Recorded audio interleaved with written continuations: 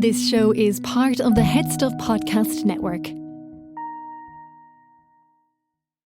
Welcome, gather round the fireside and listen to a tale of Fionn McCool, Cú Chulainn, Deirdre of the Sorrows, Gráinne Wail. From giants right down to fairies, of both the drooping and solitary, and ghosts who are sometimes scary.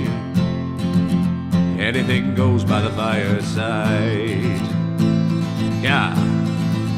Fireside, the Puka Fireside, the Marrow Fireside. Kings and queens fighting heroes, don't you run from the fun, there's no need to hide. Sit by the fireside.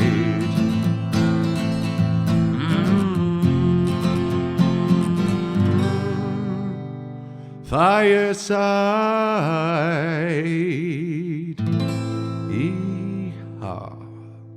Hello and welcome to Fireside, the Irish storytelling podcast. Each episode of Fireside, we take a story from folklore and mythology, we retell it, have a chat about the tale itself, and about the craft, the culture, and the history of storytelling. My name is Kevin C. O'Lahan. I am your host and your Fireside Bard. Welcome along to episode 251 of Fireside. Today on the Irish Storytelling Podcast, we have a tale from Scottish folklore. This is the tale of the Milk White Dew. But before that, a very big welcome to any new and indeed returning listeners. If this is your first episode, why don't you head right back to the beginning or really pick along anywhere along the journey of 250 episodes that we have to offer. And if you're a returning listener, as always, thank you so much for your continued support. You can support the podcast further by joining Headstuff Plus at headstuffpodcast.com, where for as little as €5 a month you can gain access to bonus material for Fireside and for all of the podcasts in the Headstuff Podcast Network. We've just launched a brand new members-only exclusive series over on Headstuff Plus. So we have our first episode, which is on the musical Hadestown and its connections to Greek mythology, to coincide with our episode on Orpheus from last week. And this is something I'll be trying to do every week or bi-weekly, building up a catalogue of a very separate but and members-only exclusive content for the subscribers. It will not take away at all from the main series. It's just a little something extra to say thank you in this new series where we explore the TV shows and movies and books and musicals and various other media that have very strong roots and connections with folklore and mythology. For the next few episodes, we're going to be taking a look at Tom Moore and Cartoon Saloon's Irish folklore trilogy, Song of the Sea, The Secret of Kells, and Wolfwalkers. I'm very excited to talk about some of those. But that is all over on Headstuff Plus. If you don't want to do that, you can simply just follow me over on Instagram at Fireside Bard. Spread the good name of the podcast. Share this on your story. Share these episodes. That's really the best way to keep growing the podcast. And the final way, of course, is you can buy my book, Garden Sea, A Neo-Myth of Home, my poetry collection on the history and religious and folklore roots of growing up in the east coast of Ireland.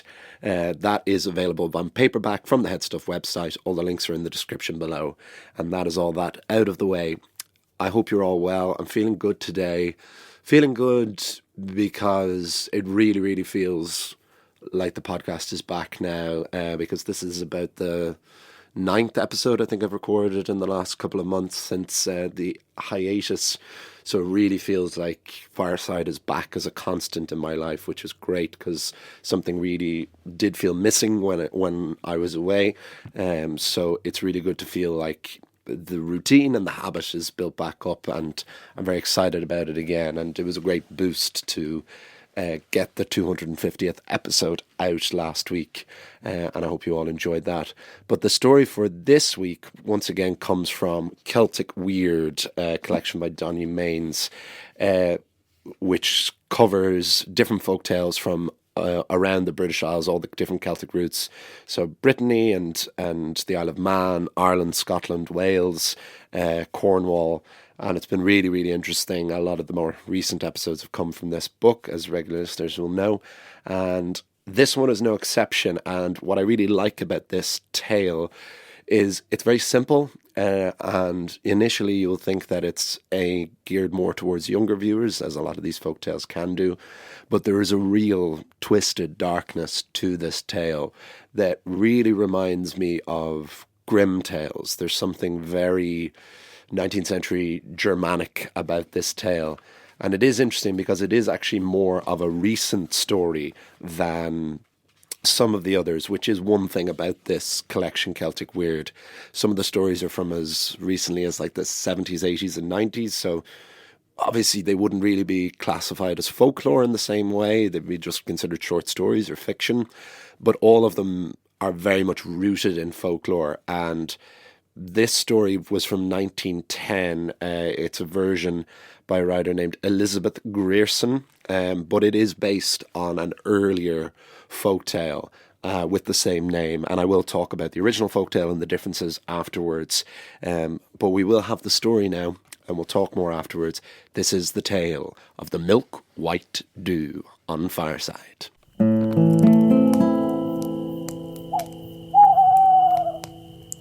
The milk white dew.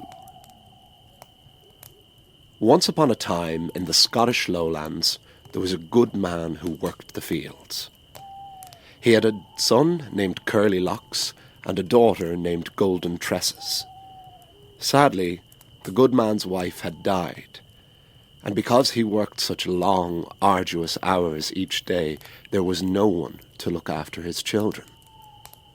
The good man loved his wife, and reluctantly he married another.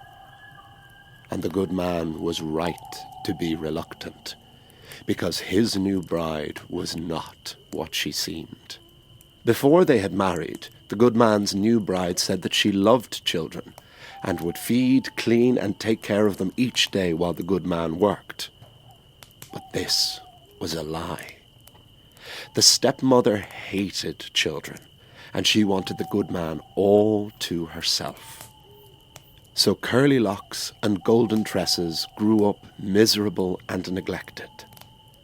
But the children had inherited their father's kind nature, and neither of them ever complained or said anything.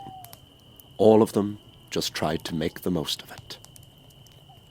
Now one day the good man caught a great white hare for the family. He brought it home, and the stepmother said she would brew up a stew. But the woman was also incredibly greedy, and as she cooked up the concoction, she kept tasting it. Now, of course, this is an often necessary step in the creation of any meal. But the stepmother kept eating and eating until there was nothing left in the pot but broth. She didn't care if the children went hungry, but she knew there would now be nothing for her husband to eat.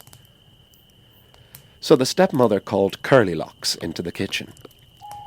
She said to him, "Now, boy, I want you to reach into the pot and taste the stew to see if it's all right." The boy was hungry and eagerly reached into the pot. The stepmother hit Curly Locks on the back of his curly locks before throwing the boy into the pot and cooking him into the stew. I told you she was wicked. That night, the stepmother served up the meal to the good man and the remaining daughter, Golden Tresses. "Where is Curly Locks?" the father asked. "We can't start dinner without him." "Oh, I sent him into town to pick up some supplies. Don't worry, we'll keep him some stew for when he gets home." "He's too young to go off into town on his own." "He'll be fine," said the stepmother. "I spent all day cooking this dinner. The least he can do is make himself useful." And so the family began to eat the treacherous concoction. At one point, the father lifted up his spoon to find a small foot. "This is Curly Lock's foot," the father said in horror. "I think you've been working too hard in that field," said the stepmother. "That's clearly the foot of a hare." They kept eating, and the good man lifted up his spoon again and found a little hand. "This is Curly Lock's hand. I know it by the crook on the pinky finger." "You've gone mad with worry," said the woman. "You're imagining things now. That's clearly the paw of a hare."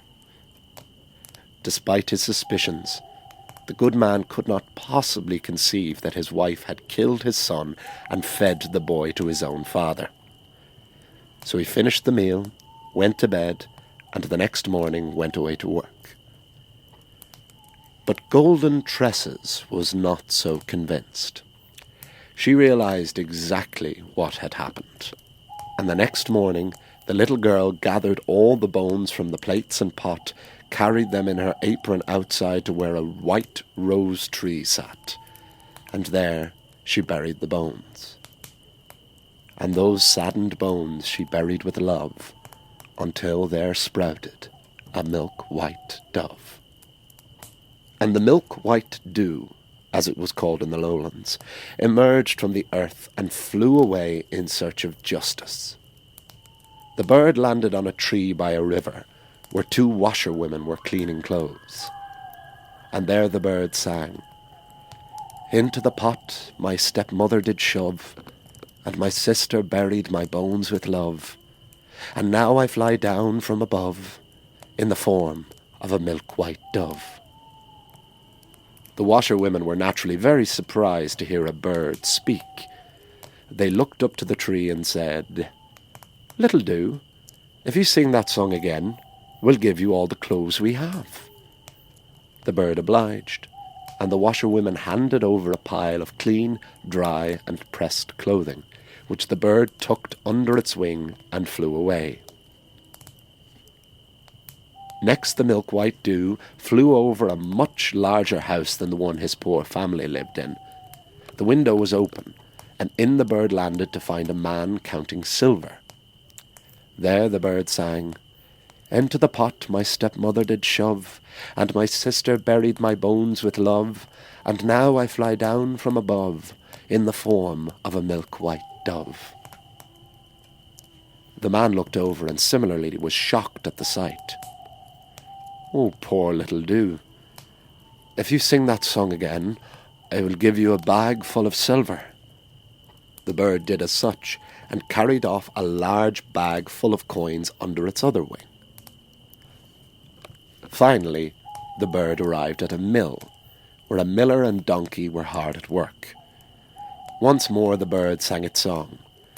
"Into the pot my stepmother did shove, and my sister buried my bones with love, and now I fly down from above, in the form of a milk-white dove." The miller said, "Oh, poor milk-white dew, how much you've been through. Sing to me again, and I will give you my millstone." Once the dove had repeated the song once more, he asked the miller to place the great big wheel-shaped stone on his back, and the bird flew away. You're probably thinking, this is an awful lot for a dove to carry. This must be the largest or strongest bird imaginable. But then again, this milk-white dew had sprouted from bones buried in the earth, and he was on a mission of retribution. This gave him strength beyond imagining. Finally, the milk-white dew returned home and placed the clothing, the bag of silver, and the millstone on the roof of the thatched house. Then the little bird fetched some pebbles from the ground and began dropping them down the chimney. Inside the house, the good man, the stepmother, and Golden Tresses got a fright when stones began landing in the fireplace, spreading soot all around the room. They coughed and spluttered, and all ran outside to discover the source. And little Golden Tresses, being the smallest, was the quickest out of the house. When she came outside, the milk-white dew dropped the bundle of beautiful clothing at her feet. Next, the father arrived, and the little dove dropped the bag of silver into the good man's arms. Last and least came the stepmother, who was the slowest to leave the house. When she arrived outside, she saw the clothes and silver that had fallen from the sky and assumed she would receive a similar gift. How wrong she was. The milk-white dew dropped the giant millstone on the stepmother, crushing and milling her to bone and blood. The milk-white dew had avenged his own death, and now Having secured his family with wealth and finery, he flew away up into the sky and was never seen again. The good man and golden tresses mourned for the loss of curly locks, but they knew their newfound riches must have come from him, and they felt comforted, knowing that they were loved and that he was at peace. And they lived comfortably and happily for the rest of their days. The end.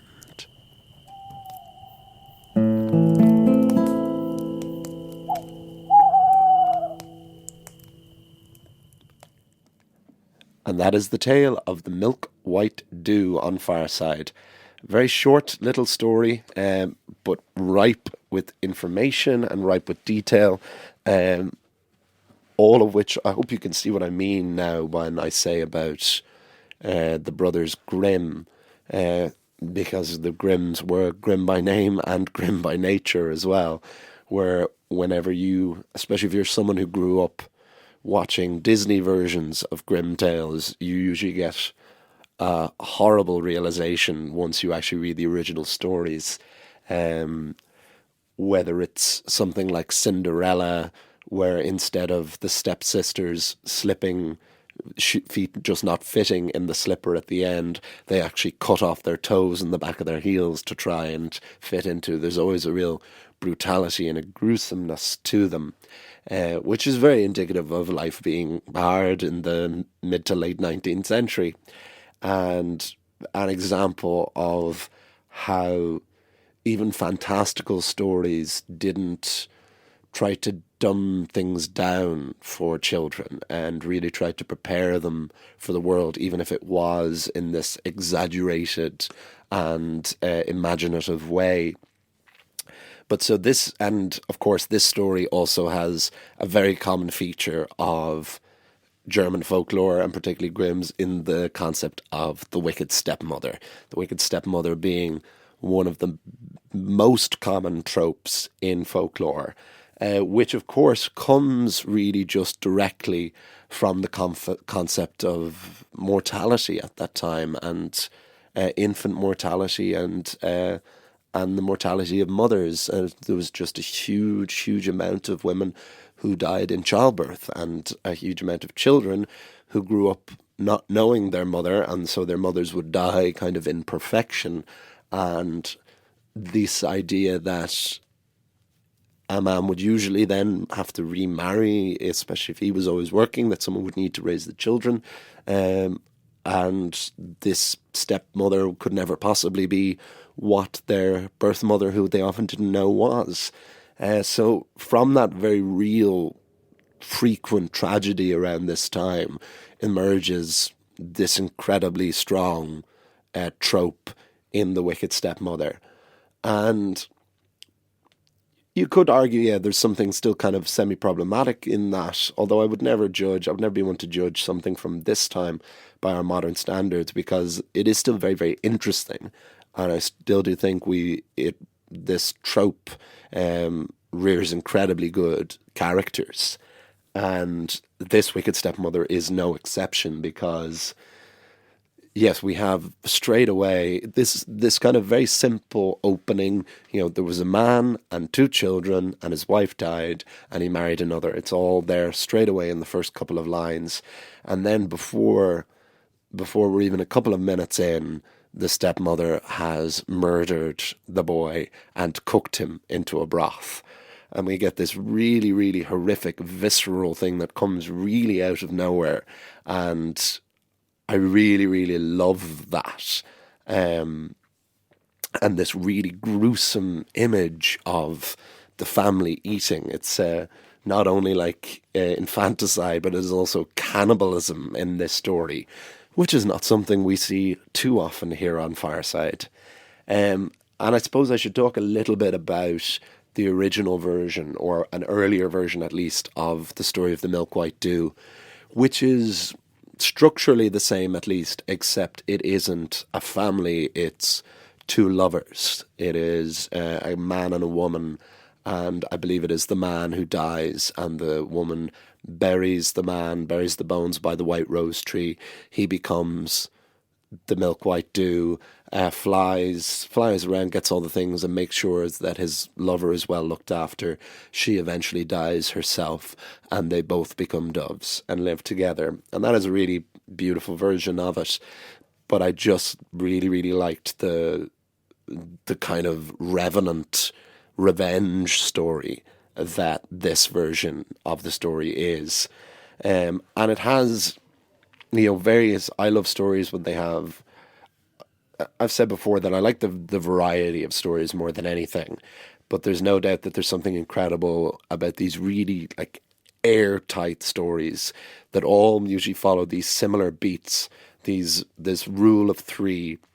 So like the three items to be got on the fetch quest: to get the clothing, to get the riches, and to get the Acme Looney Tunes murder weapon. Essentially, that was all I could think of. Aside from the grim tales, there was two other major thoughts in my head while adapting this story. And one was Looney Tunes for the ending, certainly, of the idea of like the anvil or the piano being dropped on the character. And the other was Scott Tenorman Must Die, the episode of South Park that changed the course of both Eric Cartman's character and the entire show, of the idea of forced cannibalism. But we have this adventure of the Milk White Dew, which again is a great name. And this little, I really liked these little lines, this little verse that he says each time, because this story is written very much in a Scottish vernacular. For example, it would say like, how would I ken instead of how would I know? And so the little verse that the Milk White Dew recites each time was more like, aroo, aroo, there I grew and away I flew, the milk white dew. And naturally the oo sound is a much easier rhyme. So I wanted to do my own thing and not just lift directly from that version. So I decided to go with what it actually was, which is dove.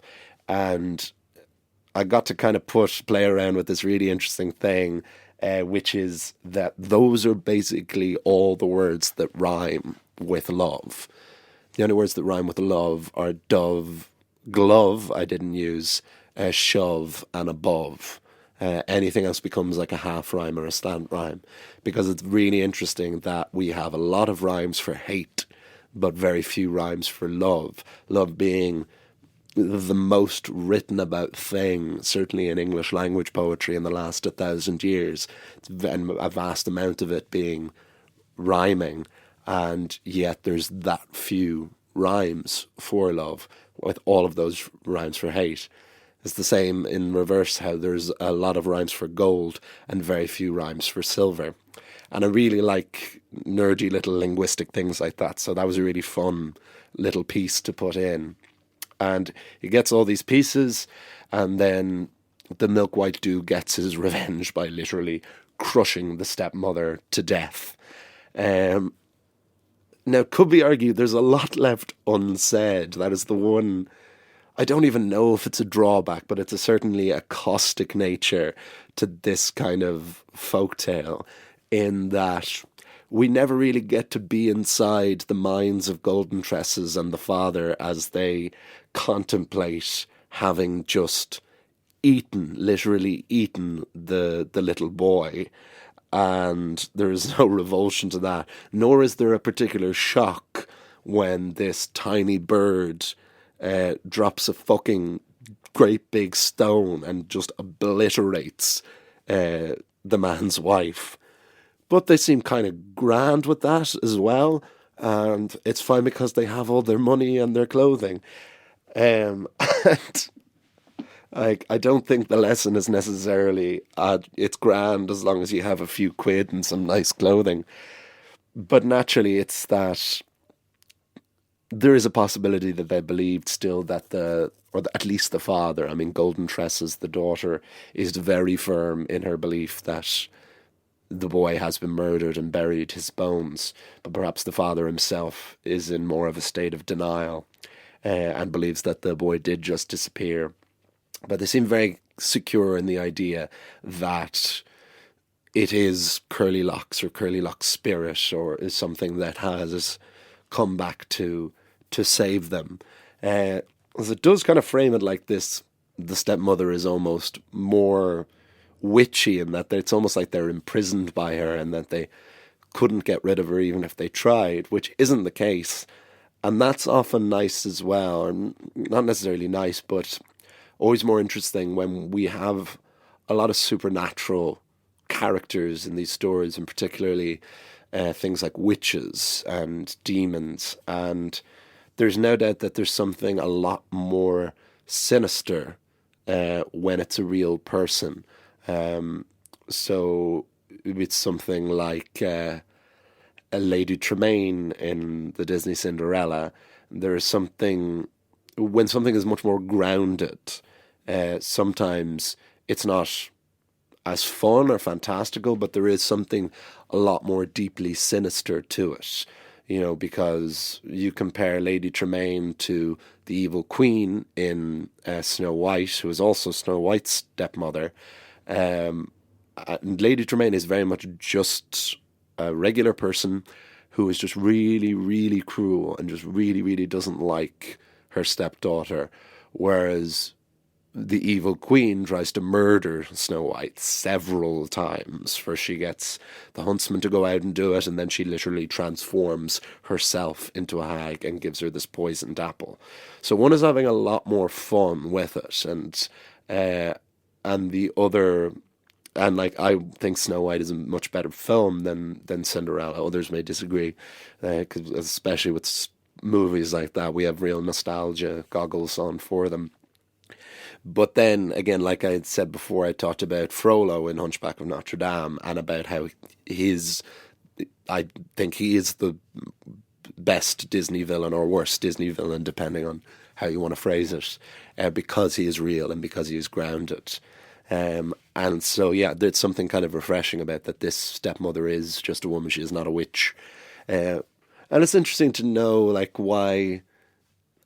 Again, I realize I'm digging way too deep in something that is just supposed to be quite a surface level story. And the thing Phil Pullman talks about, how characters in folklore often are like shadow puppets. It's almost like they're two-dimensional. It's almost as if they're not conscious of their own lives. Things are just happening to them and around them, and they tend not to question them because these stories are swift, you know, they're in and out, and it's not about, they're not cerebral, it's not really thought, it's about event and action and the people in them, that it almost is like they're puppets, you know, that are being controlled by an often malevolent puppet master. And there probably really isn't much else to talk about with it. Again, it's one of those stories that it's all there, you know. And as much as I really like stories like we did when we did the werewolves, the Breton folktale a couple of weeks ago, that was a super, super dense story that had loads of different kind of folkloric creatures and a lot of characters to keep track of and a lot of mythos to kind of dig deep into. And that's far more like figuring out a puzzle, which is really, really fascinating in its own way. But then it's really, really nice when you come across a story that it's just all there and you just need to ingest it and tell your own version of it. There's something so strong in the simplicity of that.